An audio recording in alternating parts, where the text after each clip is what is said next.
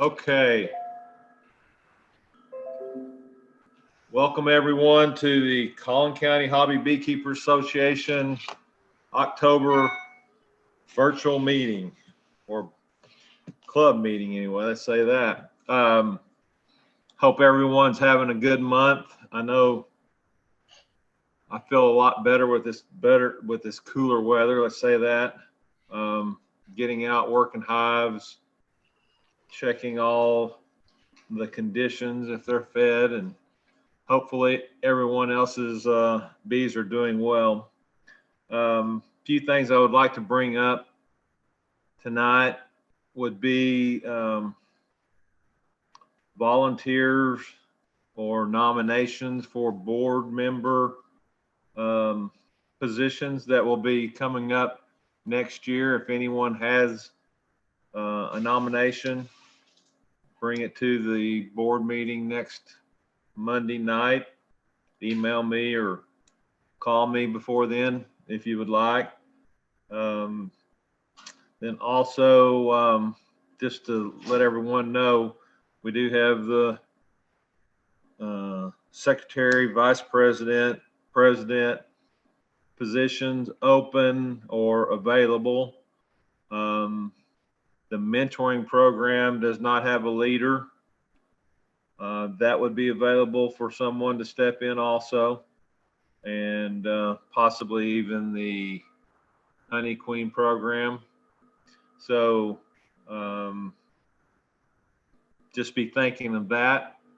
And then also like to bring up the Texas Beekeepers Association is having their honey contest. And for the club members that at our club, we did not have a honey contest. This is an opportunity for you to turn in your honey, get it analyzed.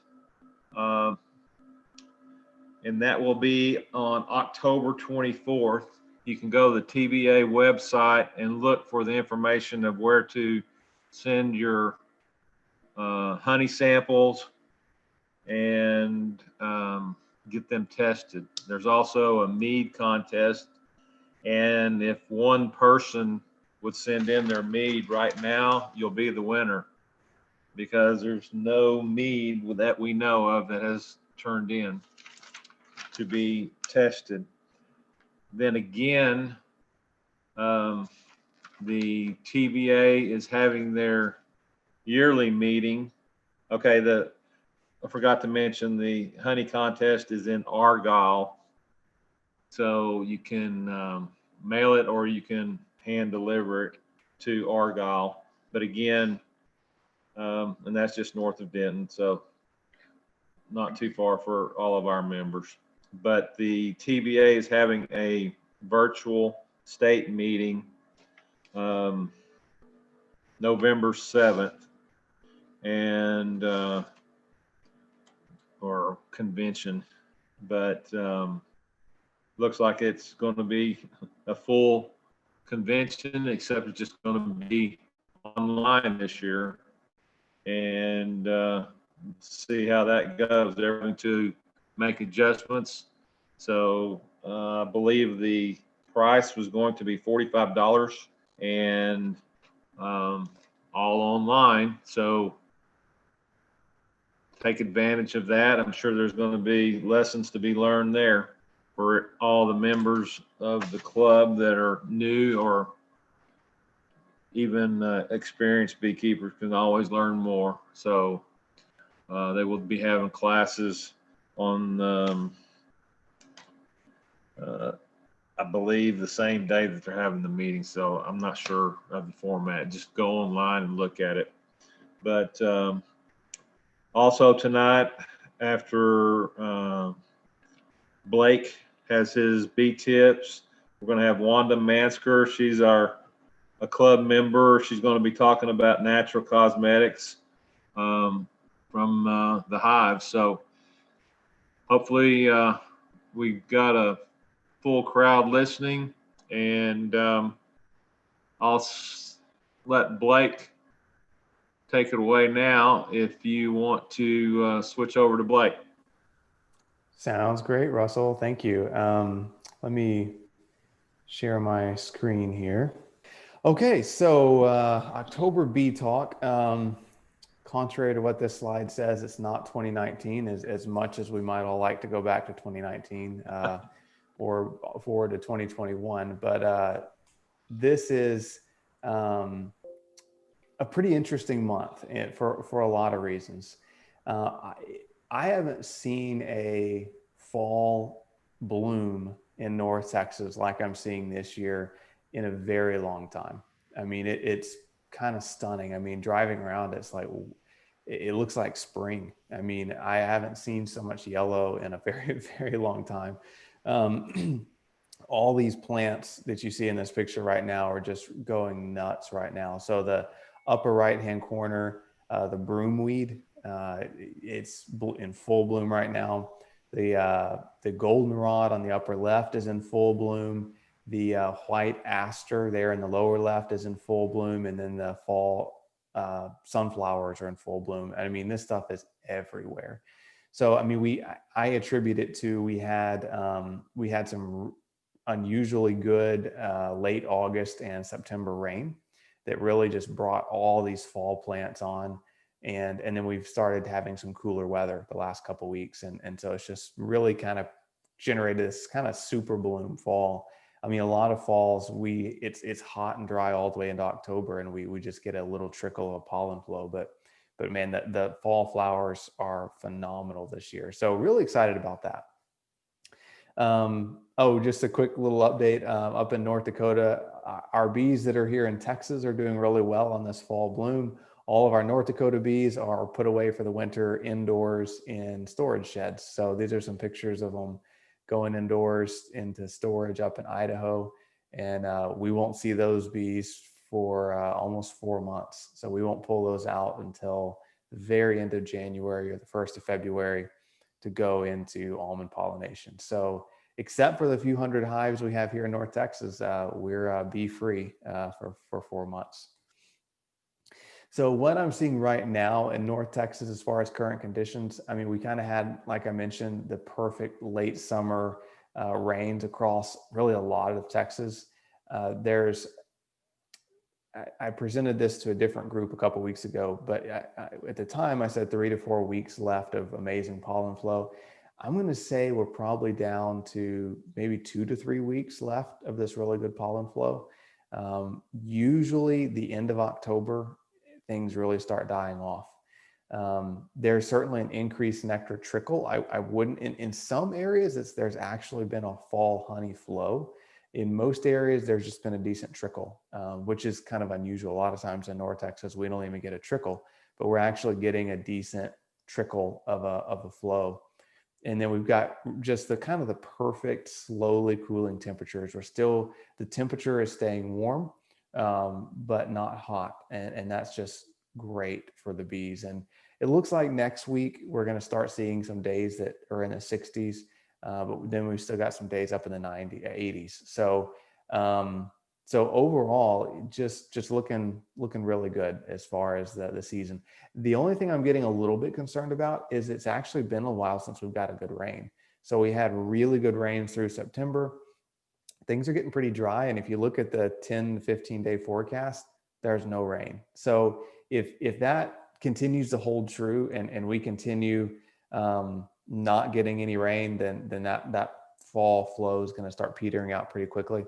Not too concerned about it because it's only got a couple weeks left anyway, because we're going to start getting cold here pretty quick. So, but a rain would be nice.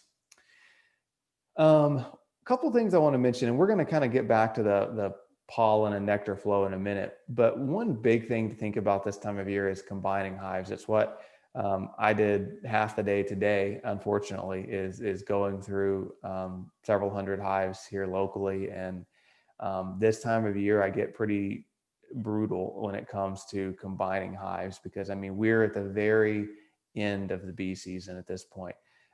That being said, we have some wonderful brood right now. I mean, a lot of times the bees are really starting to kind of wind down in brood rearing, but because of the pollen flow we've had, I mean, the queens are still laying like crazy. The strong hives still have a lot of brood. However, those hives that are only have, one frame of brood or maybe two spotty frames of brood, I'm combining them with a different hive. I got some pictures here. This picture on the far left, that's just got a little cluster of bees on the bottom.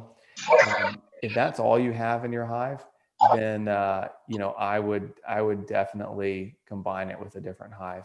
The picture in the center here, again, not a great hive. The picture on the far right, if you can see it in the shadows, that one's really on the verge. So in general, this time of year, if they've got less than 4 frames, deep frames covered front and back with bees, then I'm combining it with another hive to try to get it to survive the winter. So less than 4 frames of bees, that's when I'm really seriously considering combining those hives together. If they've got more than 4 frames of bees and they've got 2 or 3 frames of brood, they may or may not make it, but I'll at least give them till the end of October before I combine them again.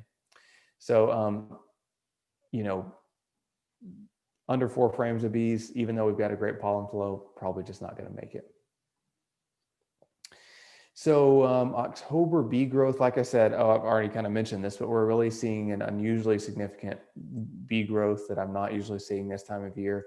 How much a hive is able to grow in the next 3-4 weeks really just depends on how the weather holds up. If we stay warm and when the pollen flow dies off, and all those flowers start dying off, if the weather stays warm and you keep feeding pollen substitute, especially once those flowers die off, you may be able to keep those hives growing.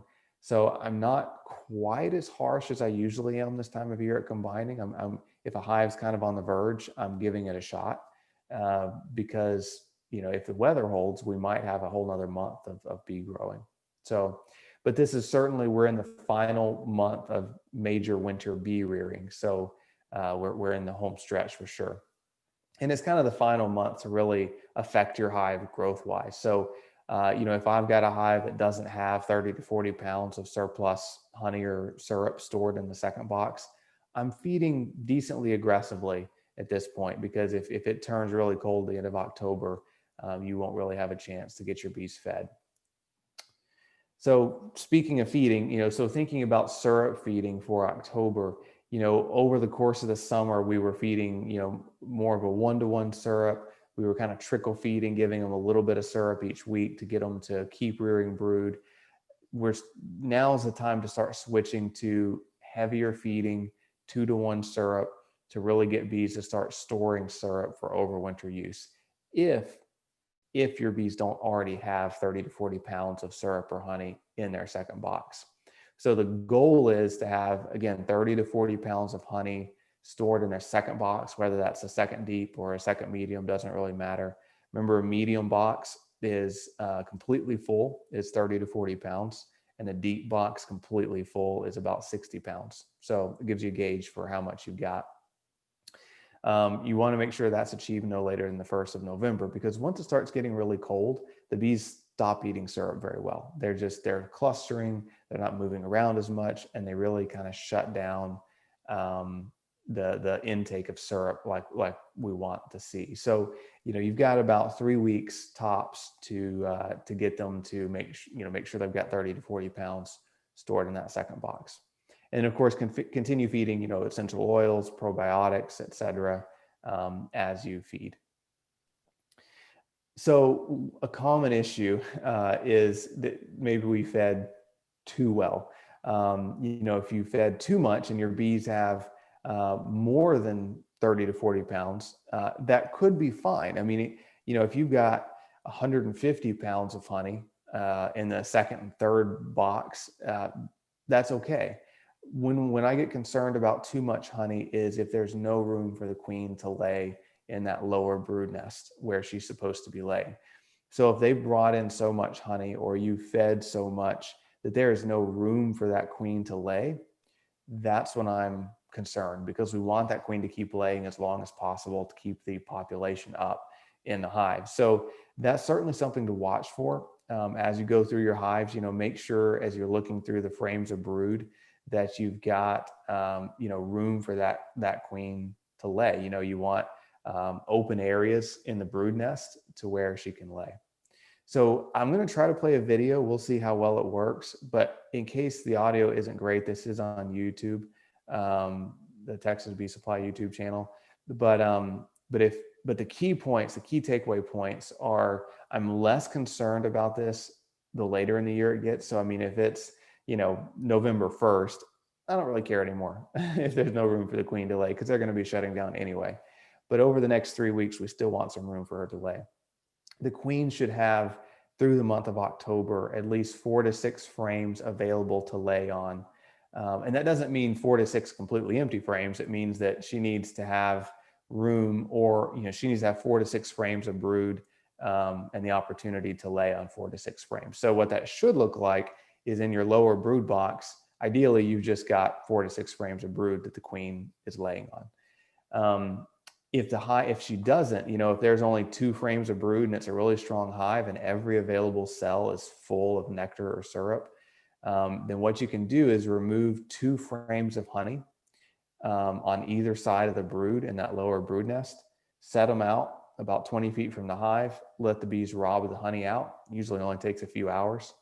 Put those empty frames right back in that lower hive on either side of the brood, and now the queen has room to lay.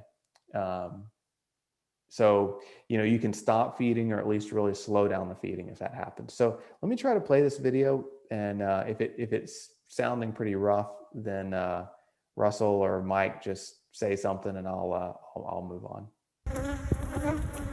Hey guys, Blake with Texas Bee Supply here, or rather Blake with Texas Bee Supply's hands. So let's talk about honey-bound hives. So this is a hive that we did a little bit too good of a job feeding. And they've got so much honey that the queen doesn't have anywhere to lay.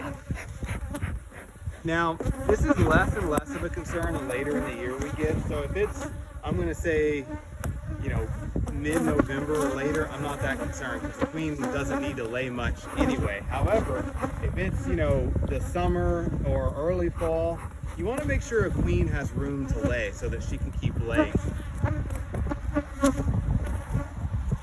In this particular hive, I've already checked, and this second box is completely full of honey. Every frame is completely full of capped honey. There is no brood up here because it's so full of honey. And there's, they've completely filled it up with honey. Now this deep box is probably about 60 pounds because it's completely full of honey. If you've got only half a box full of honey up here and half the box is empty, I'm not too concerned, because there's room for the bees to move that excess honey. Now, what really concerns me is when I go down into the second box, it's completely full of honey as well. And as I'm going through here, there's our half of our strips retreating for mice. As I go through here, the queen doesn't have anywhere to lay. So all these bottom frames are completely full of capped honey. She's got a little bit of brood. She's only got about 2 frames of brood down in the bottom box. And the reason is all the other frames are full of capped honey. So there's her frame of brood here, down here in the bottom box. But there's only 2 frames of brood, and all the frames right next to her are completely full of capped honey. So what I'm going to do, I'm going to do 2 things. One, I'm certainly going to stop feeding, but I'm also going to take a frame of this capped honey, or a frame of honey on either side of the brood, and I'm going to set it 20 or 30 feet away from the hive for about a day and let the bees rob it out. So here's another frame of full honey. So I've got my 2 frames of brood right here in the middle. I've got my 2 frames of honey that I'm going to let the bees rob out. Once the bees have robbed out my 2 frames of honey, and it only takes about a day, I'm going to bring them back and I'm going to put them back in the hive on either side of that brood, right where they were. Now this just gave the queen 2 empty frames on either side of her 2 frames of brood that she can now lay in. I'm going to put this top box completely full of honey back on the hive. It's also not a bad idea to put an extra box on top. If it's, I'm going to say if it's, you know, between July and October, I would put an additional box up on top so they can keep moving honey up out of the queen's way. If it's, you know, mid-October or November, you know, you probably don't need that extra box. But letting the bees rob out those 2 frames in the brood nest is a great way to give that queen a little bit of extra room. Okay. As you can probably hear, the bees weren't happy that day. They did not appreciate me pulling 2 frames of honey out. They were pounding on that camera. And one other total side note, just seeing this reminded me, a lot of you may be experiencing a strange smell around your bee yard this time of year, or in your hive, kind of a sour smell almost, or a stinky feet smell is how some people describe it. And that's the fall honey. Fall honey often smells that way. I've learned to love that smell because it's like, oh, it means you have really good hives. They're working to bring in that fall honey. But it's an unusual smell for sure. I've had a handful of people message me over the past month being like, what's wrong with my bees? They smell soured, and it's just that fall honey. So these are some, switching gears a little bit to talk about brood rearing and pollen substitute. These are some pictures I took a couple weeks ago now, but of just what I'm seeing in hives. You know, these are obviously just frames full of pollen. You know, and in the frame on the far right, they're even a little bit pollen bound. I mean, they're bringing in so much pollen that they're filling in the brood nest with pollen. Not a thing you can do about that, really. I mean, you know, bees won't rob pollen out of a frame, so you kind of just got to let them do what they do with the pollen. But it's a good sign overall. I mean, they're bringing in just a tremendous amount of pollen, and that's going to help them rear brood a little bit later in the year and rear a lot of brood right now. So I just realized that middle picture has the queen on it right there, and I didn't even know it when I took that picture. So how about that? So thinking about pollen substitute, you know, if hives are pollen bound, or if they have one full frame of pollen combined, I wouldn't be feeding them pollen patties right now. And I do not usually say that this time of year. I mean, I usually am religious about feeding pollen substitute, you know, August, September, October, November. And this is the first year I can remember in a long time that I am not feeding pollen patties in October. So I've kind of shut down the pollen patty feeding. I will start it back up probably the last week of October. I'll start feeding pollen substitute again, and I'll feed it through the month of November to keep the hives rearing brood as long into November as I can. And that's just really going to help them have as many bees as we can possibly have in the hive going into winter. So, you know, I'm kind of slacking off on the pollen patties right now, and I'll pick it back up again probably in 2 to 3 weeks. Let me grab a couple of these questions really quickly so I don't get off topic. But Scott said, your hives have no interest in pollen patties. Could it be due to the pollen available right now? Yeah. And one of the reasons I stopped feeding pollen substitute patties is because the bees were just kind of chewing it up and throwing it out the front door. I mean, they just didn't even want it because they had so much coming in. So yeah, I'd slack off until the end of October. Someone says, if you have one hive that has a lot of honey and one that could use some, is it okay to swap a frame of honey between hives? Absolutely. You know, I mean, one thing to always watch is that the hive that you're giving honey from is healthy. You know, you wouldn't want to transfer honey from a hive that had foul broods of some form or brood that looks strange. You know, as long as it's 2 healthy hives, sure, you can transfer that honey. I wouldn't worry about that. And then someone asked you, you said you have 2 hives with 2 mediums on top of each, and 2 hives with 1 medium each, I assume. The 2 with the 1 mediums are not filling up the mediums, but the other 2 are completely full. Can you take the very top box and switch them? So yeah, if you've got, you know, 1 hive that's got extra honey on it, can you take the whole box off and put it on a hive that needs the honey? You sure can. Like I said, as long as the brood looks healthy and the hive looks healthy you're taking it from, then sure, you can move that honey around, no problem. Someone asked, Russell, are you feeding pro diafilm right now in the hives in your photos? And then how often do you feed? Yeah, I'm still feeding the diafilm. I'm kind of feeding that about every 2 weeks in powder form. And I'm doing that until I'll probably do that until the 1st of November. So while they still have a lot of brood in the hive, I'm still doing that DFM. And then once the brood really slacks off, that's when I kind of slack off the feeding. As far as how much, I do a hive tool tip worth. So, so the powder, I get a scoop on the end of my hive tool, and that's what I sprinkle across the top bars. So I would say it's probably about a tablespoon at a time per hive. So very scientific. So as far as Varroa, so this is, we're certainly winding down the final window to effectively treat the hive. If you haven't treated for Varroa mites at all yet, and if you haven't treated and haven't tested, boy, please test. You probably have sky high Varroa levels, but even if you did test and treat, back in the summer, you should test again, because those Varroa mite levels can spike back up after treatment. Even if you tested and treated back in July and August, you should be testing again, because they can go up, they can spike again. So just keep monitoring those levels for sure. This is kind of the threat level of Varroa, seasonal threat level of Varroa mites. And the reason it starts going down in October and November is because the brood rearing often goes down.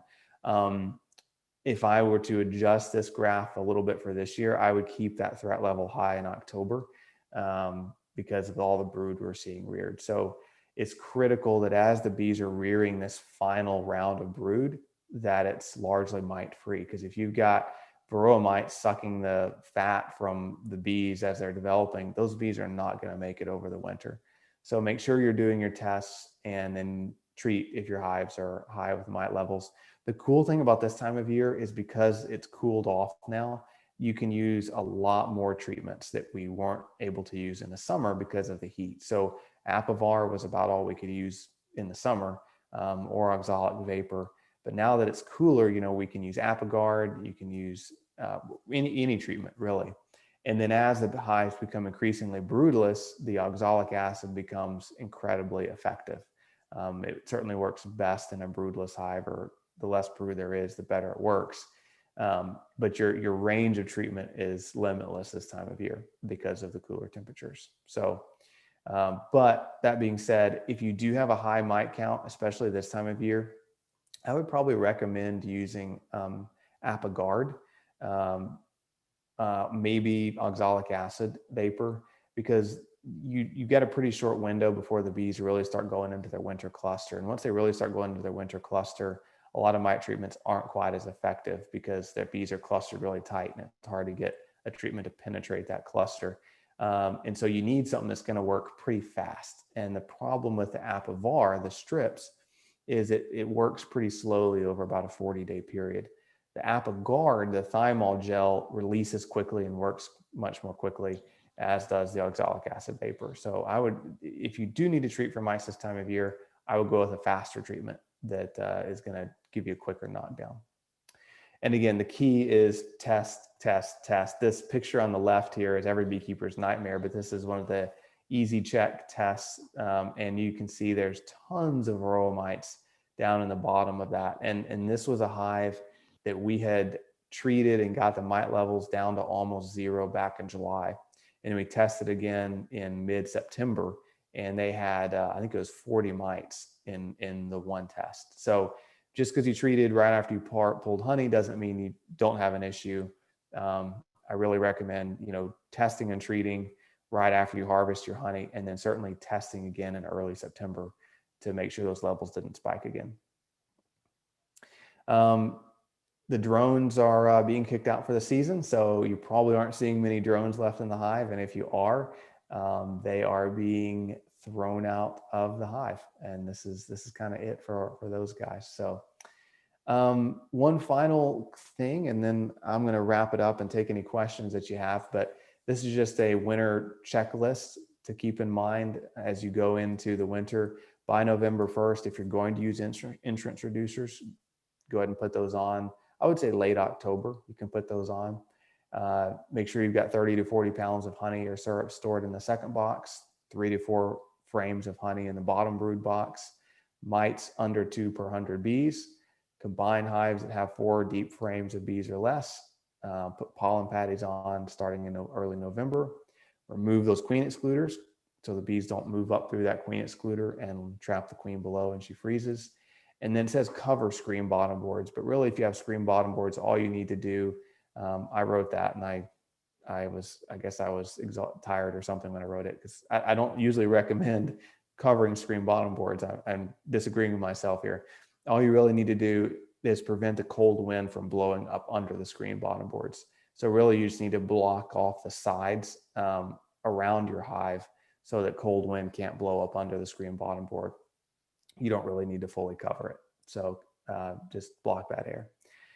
And then the last video I've got to show you guys before I wrap it up, this is a hive that I was looking through a few days ago that I thought was just really ready for winter. It looked really good, had the right amount of honey. And so I just took a quick video of what a hive that's ready for winter looks like. And I'll play that for you guys. Hey guys, Blake with Desert Creek Honey here. Sorry you can't see my face for this video. I'm guessing you probably are watching these videos to see the bees and not my face. So that being said, I want to show you guys a hive that is just beautifully ready for winter. So this is a hive. It's got 3 boxes. It's got 2 deep boxes and 1 medium box, which is fine if they're all full of bees. So what I'm going to show you is this top medium. Look at that. Almost completely full of bees. I'm gonna give them some smoke. Any box going into winter is at least 25% full of bees. I tend to leave it. If it's less than 25%, I don't usually bother. But as you can see, this one is pretty full. This is a medium box, and it is completely full of bees and completely full of honey. So every single one of these frames is essentially packed full of honey.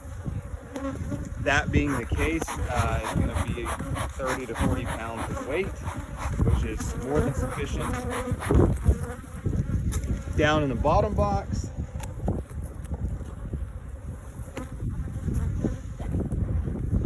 we've got a deep box with a division board feeder, which is fine to leave in over winter. This top box is completely, well, pretty much full of bees. And then we've got some beautiful brood going on. When this video is taken, it's still September, so they're still rearing brood, but they'll start shutting down brood rearing. But they've still got some beautiful brood. We're about to pull our varroa mite strips out, so they've been treated for varroa. And as always, we'll do a test to make sure that it's going to work. You can see this beautiful band of honey around the brood, which is what we want to see. And then they've got a couple frames of honey up in this second box, but not a lot. I mean, they've got about 4 frames of brood up here and only a couple of frames of honey. So I'm kind of glad I've got that top medium on full of honey. So this is all honey. They've got capped honey. They've got some capped honey and brood on this side. So this hive has, I'm going to say, about 25 pounds of honey or so up in that second deep, along with frames of brood. And our bottom box is pretty light. I can already feel it. Our bottom box only has, I'm going to say, about 10 pounds of honey in it. And then I'm betting a lot of brood. So if this hive only had, see, we've got some beautiful brood down here, some beautiful pollen, great brood, great pollen, but very little honey down here. So if it didn't have that top medium on it, I'd be a little bit concerned. So we've got some great pollen, not a lot of honey down here. So they probably only got maybe 2 deep frames of honey in the bottom box. They've got about 4 in the top box. So if I didn't have that third medium on, I would be feeding them. And I would be feeding them until at least the second deep, assuming I didn't have that top medium box on, had, you know, maybe more like 6 or 7 frames of honey. But since I've got this top medium, it's at least 25% full of bees and about 30 to 40 pounds of honey.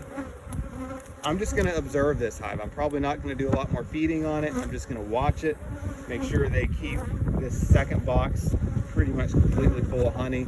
I'll probably give them maybe a gallon through the month of October, probably another gallon of syrup through November. But other than that, this is a great hive ready for winter. Okay, so any questions that you guys have for me, you can certainly put them in the chat box, and let me stop sharing my screen. And so if you guys have any questions, feel free to put them in the chat box, or however you guys want to handle questions, and I can I've got one question for Yeah. you, Blake. Yes, sir. Going through my hives, and I do it in the evening after work, and you know, I call myself a nighttime beekeeper. After treating with the Apivar, I've run across a couple hives that were dead out, or basically dead out, and the queen would be running around on the bottom board. Is the queen? I'm thinking the queen's no good for it to be in that position of a hive absconding or whatever with that queen still there. Yeah, I mean, I'd say she's no good. I mean, in my experience, it seems like the last thing to go is the queen. I mean, you know, like a lot of the hives I was combining today, I mean, some of them had 300 bees left, but the queen was usually still there as long as they weren't queenless. Right. And so sometimes it's hard to say what killed them, but I mean, yeah, it seems like the queen's usually the last thing to go. So, but I squished all those queens that I found like that today, because, you know, hey, if they only were able to come through the summer with 2 frames of bees, then I sure don't want to reuse her. Right. So, yeah. I didn't know if you run across that too, or it was just my being a bad. No, yeah, I do too. It's painful, but yeah, I saw a lot of that today. Yeah. Okay, Yeah. that's good. I had a few questions. Someone said, "What is DFM?" It's essentially a probiotic, and you can get it in liquid form. What I use and what we sell is Super DFM. It's from Strong Microbials. It's a probiotic mixture essentially, and used to beekeepers would treat with antibiotics to make sure that the any foul broods and the viruses were kept at bay.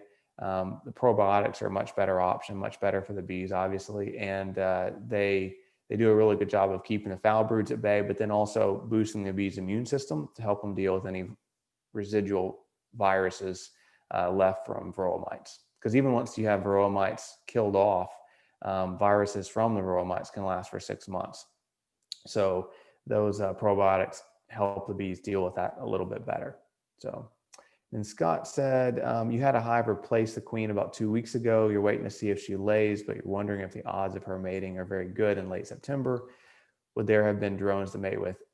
I'd say it's pretty iffy, Scott. I mean, that's getting awfully late. I mean, maybe I'd say there's a 50-50 shot that she mates. And then it's going to be a toss up to see if she mates well, you know, because she may mate, but there may have only been 4 or 5 drones available, not, 30 that she needed. So I'd say it's a toss up. Unfortunately, this late in the season, you're going to have a hard time, finding a queen to purchase either. So yeah, you just have to watch and see, but I'd say it's about a 50-50 shot. So Russell, I think that's all the questions, unless I missed any that you're seeing. That looks like it's it. Okay, fantastic. Well, thanks for your time, guys. All right. Well, I appreciate you coming on board again, Blake. Absolutely. Thanks, guys. All right. See you next month. See ya. Skip. Okay. I see y'all on there. All right. If you want to do the announcing here, I'll let you have it. All right, sir. Well, for those of you that have been with the club for a while, you probably ran into the Manskers. Like I said, Wanda's been with the club for quite a long time. She's Had her oldest is the one that got them started into beekeeping, and then it just kind of bloomed into the family. She's had three of the girls have been through the Queen program. Two actually made it to the Texas program, and one made it to the American program. So she's been quite into the beekeeping program. And now she's moved into her forte, which is in the cosmetics line. She is a cosmetologist. So I'm going to turn it over to her, and I want to share the screen here and let her present on what she knows best. Thank you, Skip. All right. Hi, everyone. Hope you're doing well tonight. This is kind of new for me, presenting on Zoom, so I don't have a real pretty slide presentation, but hopefully the information makes up for it. Tonight I'm going to talk about how you can make some natural cosmetics for skincare at home, okay, using your products of the hive. This is the time of year you've already extracted and you're just kind of trying to figure out what you want to do with all your stuff. And so hopefully I can help you figure out some things you want to make for yourself and maybe even give as gifts. Okay. So first of all, let's talk about what cosmetics are. Cosmetics are a little more than just makeup. And according to the Federal Food, Drug, and Cosmetic Act, they define cosmetics by their intended use as articles intended to be rubbed, poured, sprinkled, or sprayed on, introduced into, or otherwise applied to the human body for, and this is real important, for cleansing, beautifying, promoting attractiveness, or altering the appearance. And that's it. We got to be really careful when we start talking cosmetics, because we know how amazing honey is and beeswax, and we know all the benefits, but when we're talking cosmetics, we're not talking any benefits that would do anything other than cleansing, beautifying, promoting attractiveness, or altering the appearance. So that's kind of important. So let's see.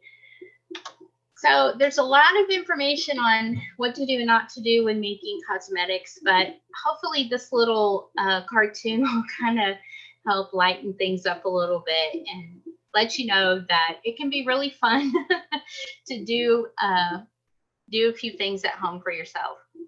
Should I read it? I'll leave it. Okay. See Russell laughing there. Hopefully y'all got a chuckle out of that. So next, well, all right. So I can't see that very well. So honey in skincare is really good for exfoliating and removing, which is removing dry, dead skin cells, moisturizing, hydrating the skin, and it can even soothe troubled skin. Beeswax in skincare really provides a hardness quality in soap and lip balms and lotions, and it also creates a moisture barrier. So those are some of the benefits of using those in cosmetics.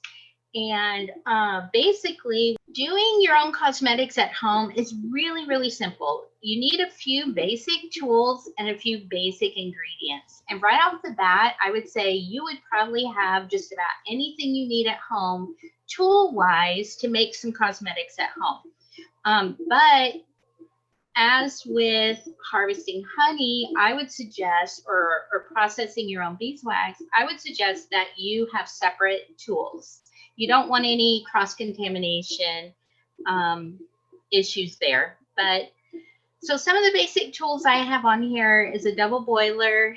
That is something you would use to melt some of the ingredients. You would need small glass or stainless steel bowls. Those are best because you'll probably set them in your double boiler, or with plastic, things stick and kind of, I don't know, it's just not good if you need to reheat.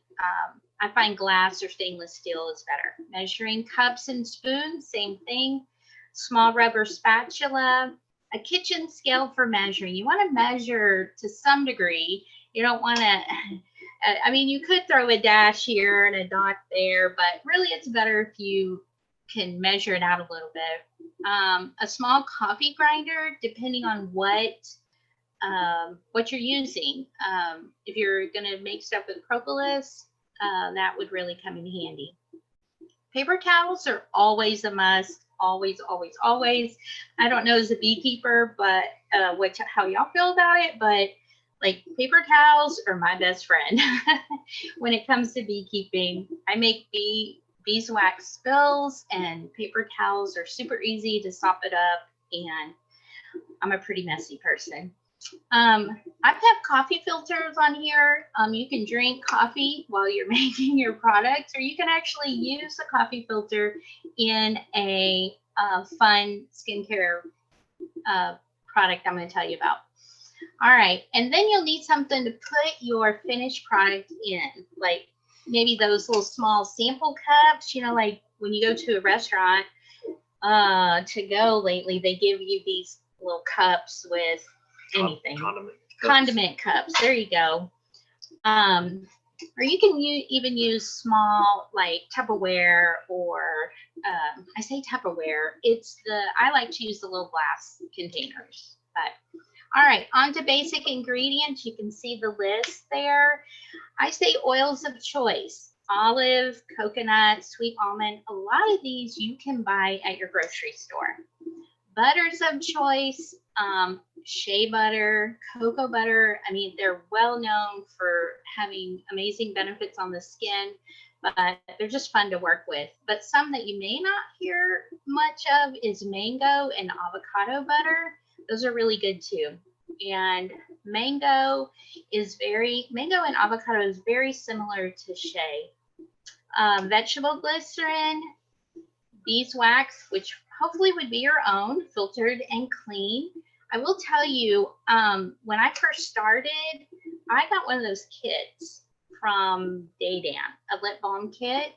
And that is a super easy way to start. Everything's in there. But what I did find was working with beeswax that has been highly processed and bleached, there's some kind of bleaching process to that. It acted differently than the regular beeswax that we get from our hives. So I say regular. To me, I was used to dealing with beeswax from my hives, not the store-bought stuff, if you will. And you can't get that necessarily at a store. You have to get it from a supply. But pollen, and then fragrance oils or flavoring oils.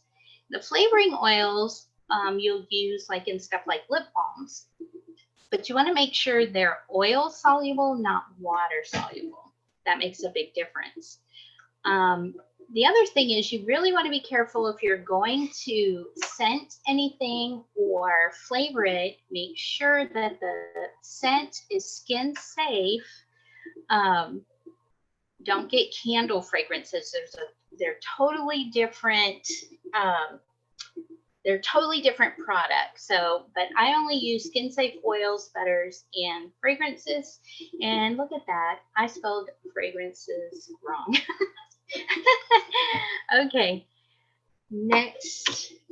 All right. So the first thing you want to do, besides deciding what you want to make, is decide what type of skin you are formulating for. And so I put this little chart together. Actually, I didn't put it together. I pulled it up off of lesstoxiclife.com, but I put it in here because I thought it was just a really good example of just a really good chart. So if you want to make a lotion or something, you can look through here and pick what kind of skin you think you have. If you have super sensitive skin, you might want to use jojoba oil or sesame seed oil, sweet almond oil, or apricot kernel oil. But if you have really oily skin, you might try grapeseed, sweet almond oil, apricot, jojoba, or sunflower. And what's really cool is besides hemp seed, which I really haven't seen that, and maybe rose hips, you can get almost all of these at the grocery store or somewhere like Sprouts or Whole Foods. And that's where I recommend getting some of these when you're just starting and you want to try formulating some things at home. And All right. So once you decide what type of skin you're formulating for, mainly you have your oils, and then you'll have your honey, and maybe any butters that you want to put in there. There's so many things running through my head right now. I could run on all these rabbits and tell you all these great, amazing combinations, but I'm trying to keep it simple so I don't lose you. But just pick some of those. And on the next slides, I'm going to be showing you some recipes, and I'll kind of walk you through those and kind of show you how easy it is to make. All right, so based on your choice of ingredients, you can make several different and fun scrubs for gift giving. So foot scrubs, body scrub, hand scrubs. I mean, really, it's kind of limitless what you can do. Find you some cute jars or containers to put them in when you're done. But here's a recipe I got from Holly Beth Anderson of Holly Beth Organics. And I picked this one because the recipe is really small. 1 tablespoon of honey is not a lot. And you want to be careful when you're looking for recipes just to play around and try things out. Be careful and watch the ingredients. How much is it asking for? And I'll show you that on the next recipe. But a tablespoon of honey, a tablespoon of grits, or oats, ground nuts, coffee beans, whatever you want to use. Oats are real soothing to the skin. Coffee beans are really good for exfoliating and kind of odor neutralizing. And then half a teaspoon of your favorite oil. Again, you pick the oil based on the type of skin you're working with. So if you have really sensitive skin, like you would not want to use a peppermint oil, okay? In this recipe, they have lavender, peppermint, almond, or grapeseed. You would pick one of those on the other chart, and then lavender and peppermint would be more for scenting or for whatever it is you want to use like an essential oil for. And that's super easy. You're going to mix your ingredients together in a bowl, and you just need a small bowl. You can use a stainless steel or glass, or even a little porcelain bowl. Mix it together. And to use it, this one is, they're using it on the face. So you would just take it very gently, put it on your face, and just gently in a circular motion on your cheeks, chin, and forehead to select the dead skin cells. The thing is, you want to be careful if you're using it on your face. Scrub lightly. I mean, the honey and the grits are going to do all the work. So I had someone tell me once that women tend to scrub their face or like they're scrubbing the floors. And we scrub a lot of floors, it seems, but don't treat your face like that. Go easy on your face. Really on any part of your body. You don't have to scrub so hard. Just gently massage it into the skin and then rinse off with warm water and towel dry. And what you'll find is it's really hard to describe if you haven't used a scrub before, but you're really gonna just be amazed how soothing it is and how moisturized it leaves your skin. But that's a fun thing you can do. Start with 1 tablespoon, start with a small amount, and if you like it, then take that and make a little bit bigger. Don't start with a cup of honey and a cup of whatever your choice is, and then, because if you don't like it or you don't like the way it smells, then that's a lot of honey. I think honey's too valuable to be pouring out and dumping in the trash, and believe me, I've done plenty of it when I started formulating. So, all right, next. Oh, I guess, how do I go back?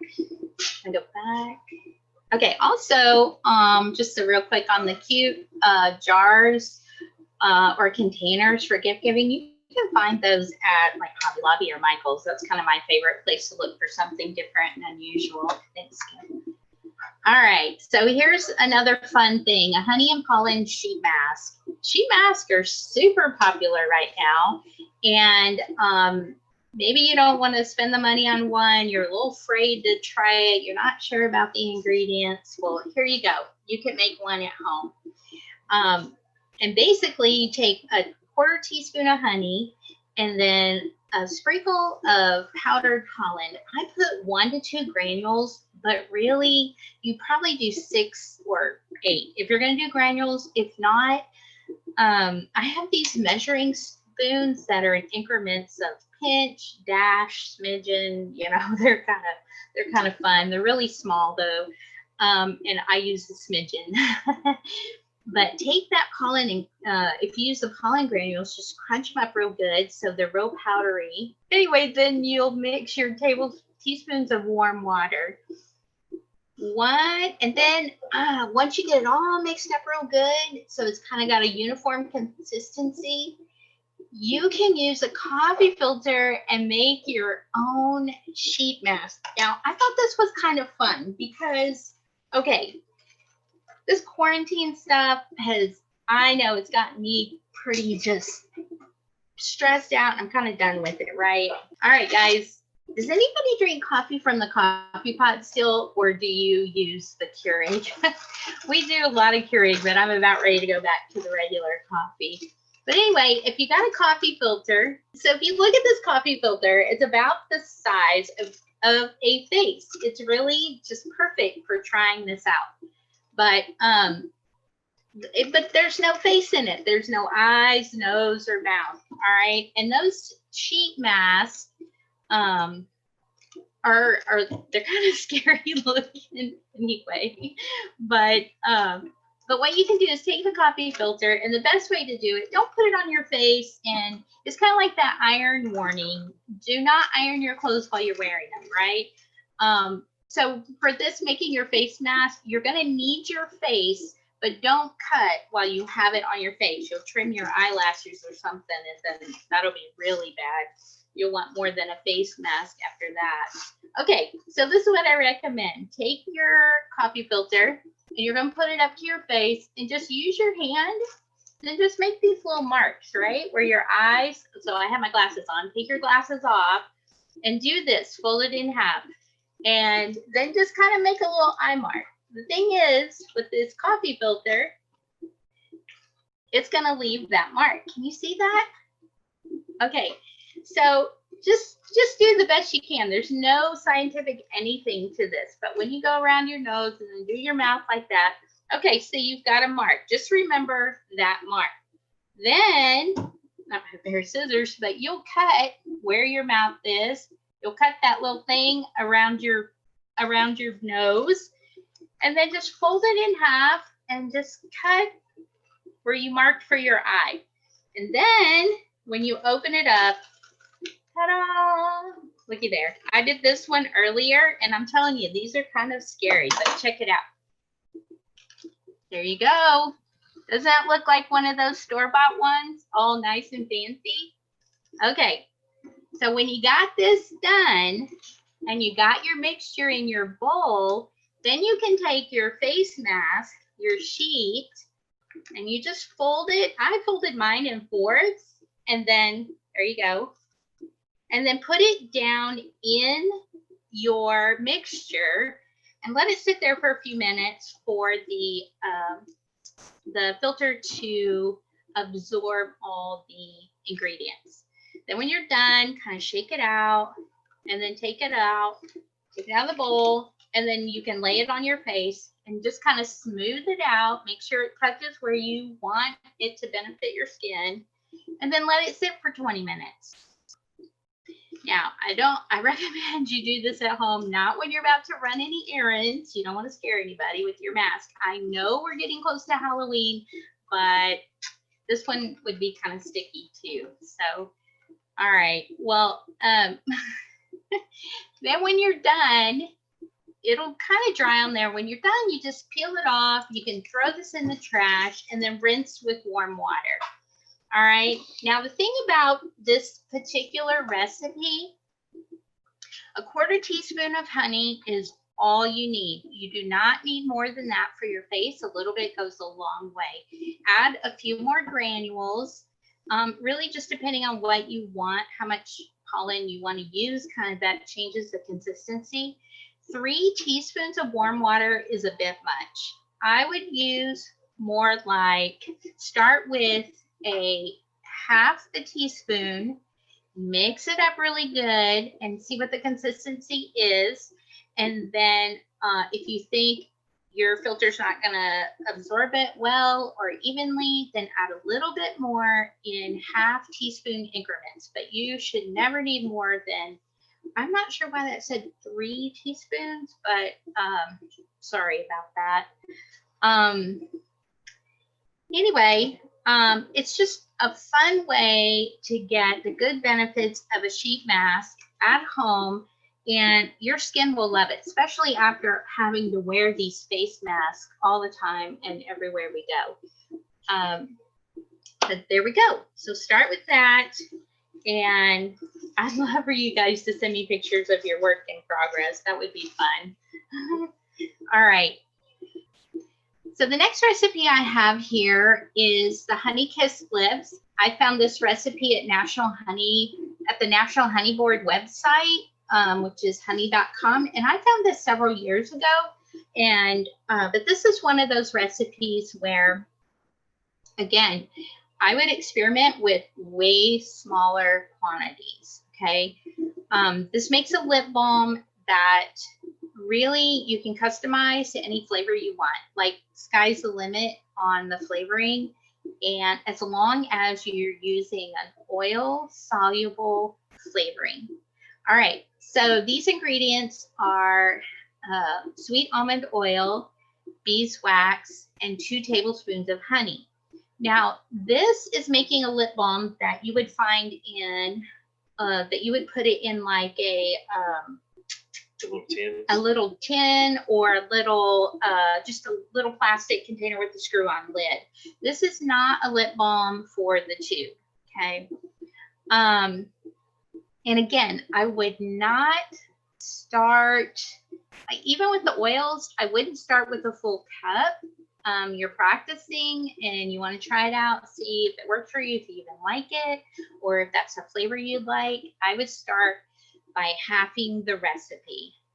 Then you're not out a whole lot of ingredients while you're testing, and it's just easier to work with when you're starting out. All right. So in this one, it says you place your almond oil and beeswax in a microwave safe bowl. Yeah, that's up to you. Microwave on high for 1 minute. Watch it. Different microwaves are different strengths. So I wouldn't do it more than 20 or 30 seconds at a time, just to watch your ingredients. I personally use a double boiler, and I put a little glass bowl. So I have a double boiler pan, has the water, and then it's got the metal top that sits on it, and then I put my glass bowl inside of that, because like a ramekin size, what's the word I want to say for that, like a pudding bowl or something like that. It's really a single serve pudding bowl, something like that. So because you want to melt that beeswax really good, so you stir all that together real good, and you're going to let it cool down a little bit before you add your honey. The honey's got to be able to stir in really good, but you don't want it too cool that you can't pour it into your containers, because it'll start to separate if it's too hot. But if it gets too hard, you won't be able to, you'll be scraping it in there, which is fine too if you don't want it, if you're not really super concerned about how pretty it looks. But and let's see, once you pour it in the containers, you can apply the lips as moisturizer or on top of lipstick for extra shine. Let's see, any questions on that? Y'all can ask. Like I said, it really doesn't take a lot to give it a try and see if you like it. The bowl does not have a lid, but you want to be careful that you don't have the heat too high. I'm assuming you're talking about the bowl that I set in the double boiler. I don't put a lid on it, but you want to be careful with your double boiler. You don't want it like bubbling water everywhere, because if that gets in, which it can, it'll mess up what you're doing. So hopefully that's what they were asking. Okay, next, homemade lotion recipe. Like, who doesn't need lotion right now? All the hand washing, hand sanitizing, it's wreaking havoc on our hands. And we're going to start coming into the cold weather pretty soon. That's going to add to it. This particular recipe I found at wellnessmama.com, and there's the complete link, so you can go check it out and download it, for your convenience. But I wanted to walk through this one too. And it takes 20 minutes. Your serving size is 1 cup. That's not a whole lot, but it's perfect enough for trying something out and sharing a little bit. So again, the ingredients are 1/2 cup almond oil or jojoba oil or any other liquid oil. Okay, that's real important. The next ingredient is 1/4 cup coconut oil. Now, coconut oil you can buy at the grocery store. It's amazing. I love it. But it's a 76-degree coconut oil. Fractionated coconut oil is a liquid, and it's not in solid form. So, which may not matter for you right now. Just go grab you some coconut oil at your favorite grocery store. Then 1/4 cup beeswax. Vitamin E is optional.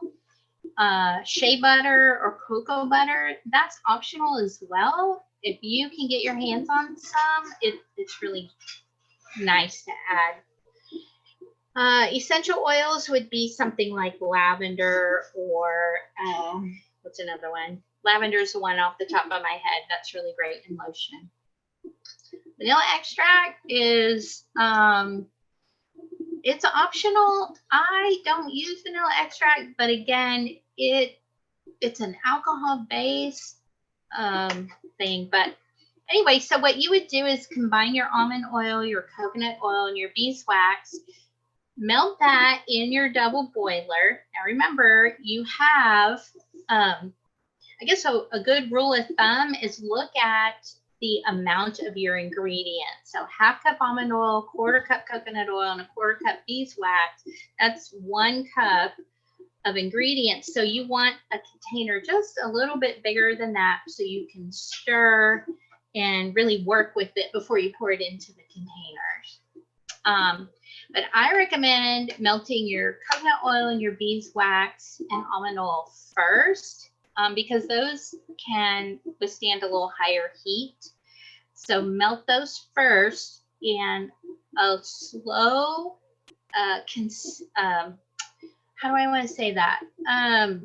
Like, you don't want to get above 140, 160. So it'll take you probably 15 or 20 minutes to melt that really good. Once it's melted, then drop your shea butter or cocoa butter in there, and it'll melt really fast with all the other heat ingredients. Am I doing okay on time, guys? Okay.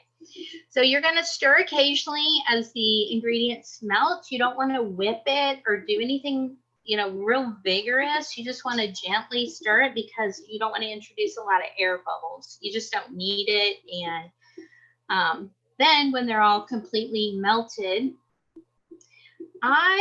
one thing you should watch when you get essential oils is they all have a different, what they call flash point. Or your fragrance oils. You could use skin safe fragrance oils in this as well.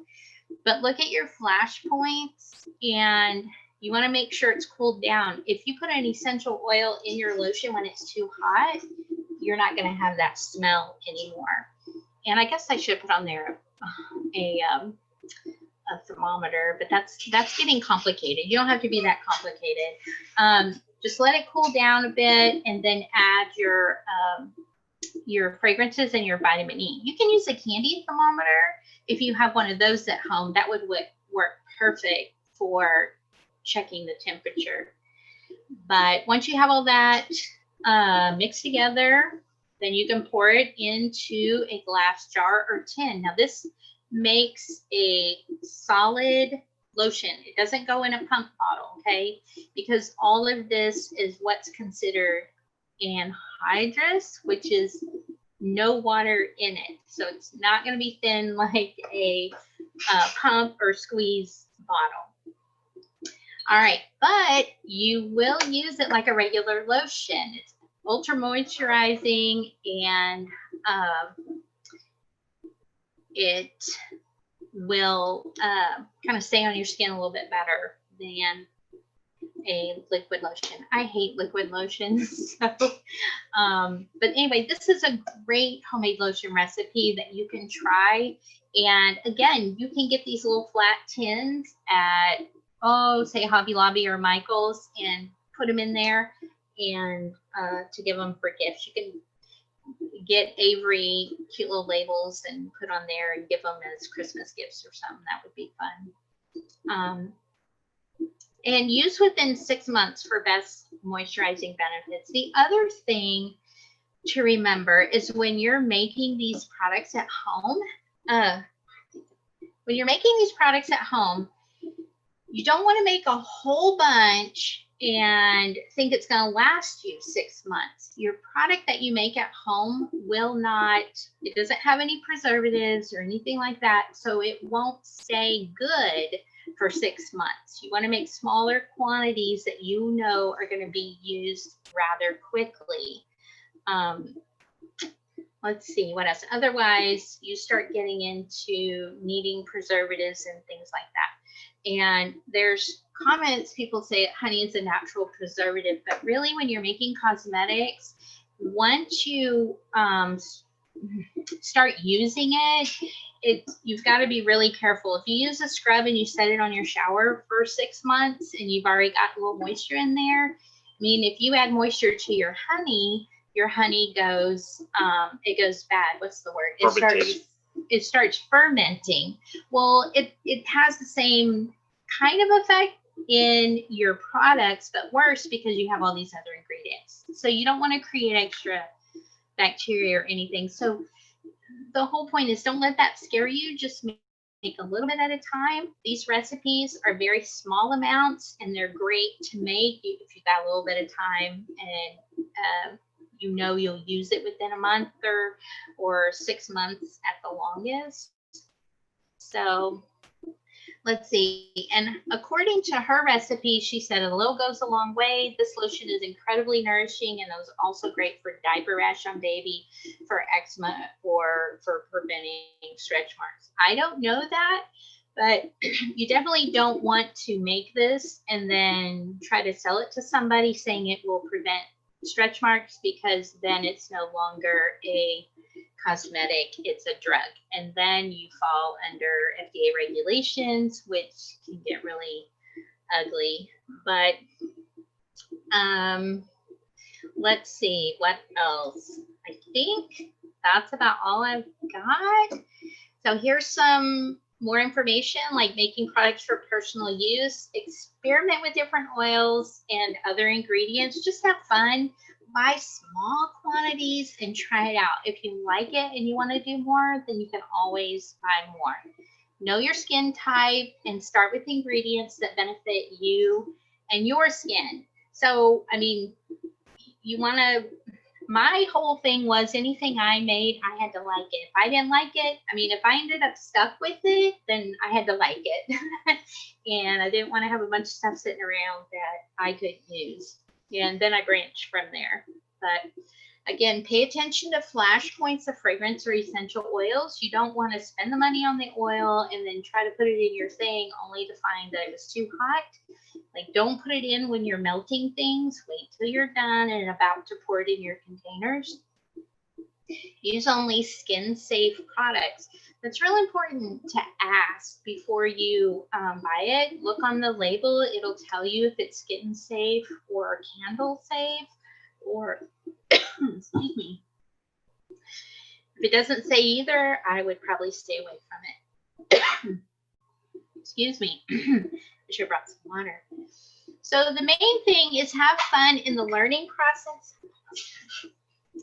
Now, if you decide you really like that and you had fun formulating and creating and you want to go even further and you start making products to sell to the public, then it gets more complicated. You got to work on good manufacturing processes, labeling requirements, there's lots of them, FDA compliance, and then finding good packaging and suppliers for that packaging. It can be done, but the point is right now, have fun with what you have and see what you can create. And now's the perfect time to try it out. Anything else? I think that's about it. Here's some of my resources, honey.com. Some good recipe places that you want to try something out. Go to humblebeeandme.com and wellnessmama.com. Those are generally really good.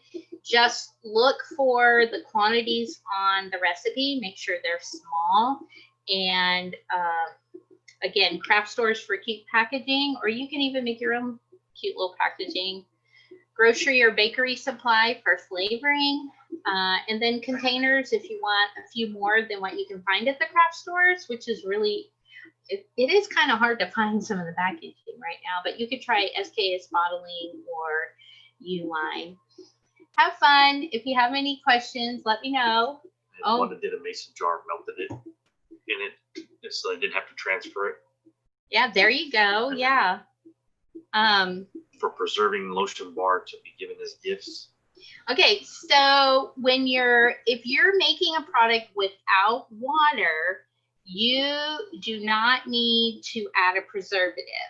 Okay, anything that you're adding water to in your recipe or introducing water as you use it, then you would need a preservative. But other than that, you don't need, with butters and oils, you don't need a preservative. And that's a great idea to use to make lotion in a mason jar. Those little 4-ounce mason jars are amazing, and they can be used for a lot of different things. All right, guys, I hope this was good information for you guys, and maybe you're not so nervous about trying to make something at home. Hey, well, Wanda, thank you for coming on and saving Skip this month. That's what it is, huh? Making the mask was quite enjoyable Different? to watch. Yes. So I really do appreciate y'all coming on board, and thank y'all very much.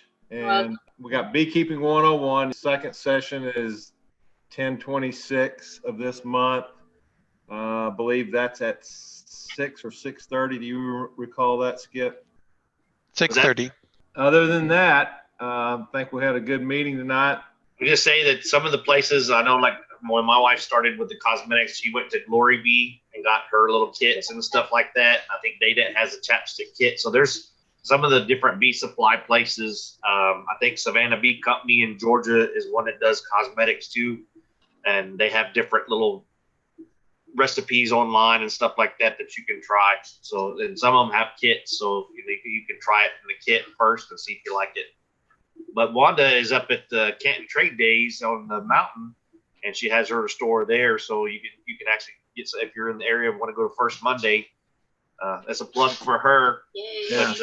Up there in the mountain and see that place. She's got all hers out there. But So yeah, I have some product at Farmersville and at the coffee shop in Nevada, and Blake has some for sale at Texas Bee Supply. Also, he has a couple kits for the soap and the lip balms. I didn't get into soaps simply because you can use honey and beeswax in soap, but soap is a whole nother, it's not that easy. If you buy a kit, you can buy a kit, it has honey soap in it, but it's a little more complicated. Soap's kind of another presentation, but I highly recommend starting with a kit.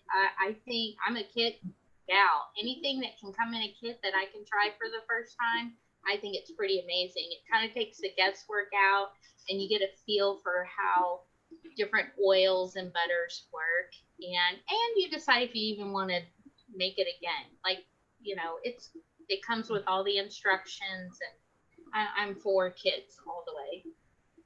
Wanda, tell everyone the name of your business.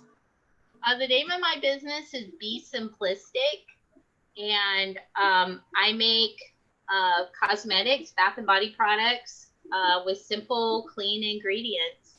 And I started that because, I've been making cosmetics for about 8 years, and my girls were young, and I was concerned about the products used to make our cosmetics, our shampoos, everything. Of course, my background is cosmetology, so I've had a lot of exposure to different products.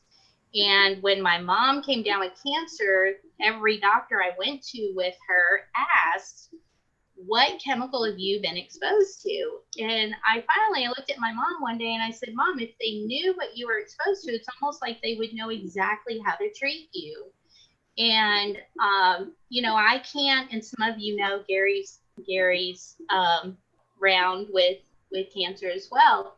And I can't cure cancer. I can't do anything about it, but I can make products with clean, simple ingredients and to stay away from some of those nasties. And honey and beeswax is amazing. And they're doing more and more studies on, in the US, what honey can do for the skin and for your health. And when those start coming out, I think we'll be a little more free in what we can say. But until then, I'm going to use it in my products, and I get a lot of good response from that. So that's why I started, and all these things just kind of come together, and I'm having fun with it. It's been challenging with COVID, but I don't know. I'd love to be able to share some of the stuff. You guys can do it at home, but I'd love for y'all to come see my store at Canton. It's kind of cool. It looks like a beehive inside. Again, thank you, and got a lot of response from the listeners. So you did a great job. Appreciate it. Thank you. Thanks, Vivek. I see your comment. I appreciate that. Okay. Anything else, Blake or Skip? Excuse me. Not that I know of. Next month we'll be having the bee removals deal, so that we got a guy, Rex Smith, who's done quite a different types and everything else, so he'll be set up for next month. Okay. I have a question. The calendar, what was the status of the calendar? Did we make the calendar, and were the pictures decided on that were going in the calendar? Yes. The believe they were posted in the Beeline, I think. Beeline newsletter this month. And This month? Okay. And Mike actually picked them up, so we'll start selling them. You'll be able to see it.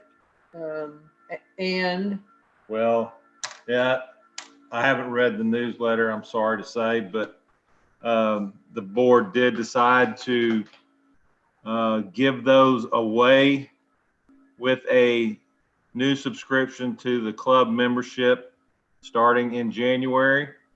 So that, if you haven't heard, that's for the first 250 members, I believe. Well, it might get down to about 200 because we got some people wanting to buy some. So, but anyway, that's what the status is on the calendar. so first one free and $10 for if you want an extra one is what I understood. Okay. And that's with the new membership for January Yes. For 2021. 21. 2021 Okay, so- membership. All right. Well, then that's call it a successful meeting, and we'll have the board meeting next Monday night. All right. Everyone is welcome to join, especially if you want to volunteer. All right. Good night.